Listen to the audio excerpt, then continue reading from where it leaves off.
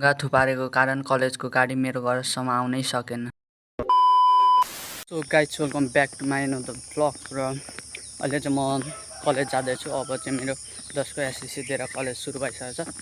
र आज चाहिँ गाडी यता आउनु भएको छैन किनकि त्यता बाटो बनाउँदैछ र ढुङ्गाहरू बिछाएको कारण गाडी यता आउन सक्दैन। त्यही भएर म चाहिँ पुल पारी जाँदैछु।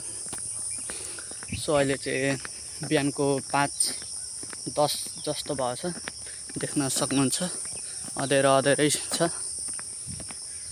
र अबदेखि चाहिँ मेरो कलेज सुरु, गाडी पनि आउँदैछ, छिटो जानुपर्ने हुन्छ है।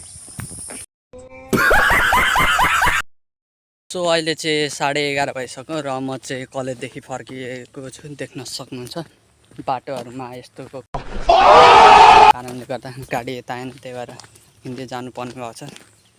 फुल ब्लग हेर्नु होला, यो च्यानललाई लाइक कमेन्ट गरी सब्सक्राइब गर्नु होला। सो गाइज म चाहिँ पुलनेरि आइसक्यो, देख्न सक्नुहुन्छ। आजभोलि चाहिँ पानी परेको कारणले अलिकति पानी बढेको छ, देख्न सक्नुहुन्छ। र अहिले चाहिँ घाम लागिरहेछ, देख्न सक्नुहुन्छ। पानी बढिरहेछ। सो अब चाहिँ म घर जाँदैछु हिँड्दै यति गाह्रो छ। अहिले पुल पारी आइसक्यो, देख्न सक्नुहुन्छ। घर आइपुग्न आँट्यो।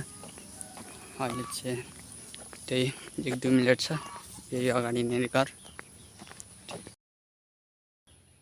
सो गाइज अहिले चाहिँ म कलेजदेखि घर आइसकेँ र यो च्यानललाई सबैले लाइक कमेन्ट गरी सब्सक्राइब गर्नु होला।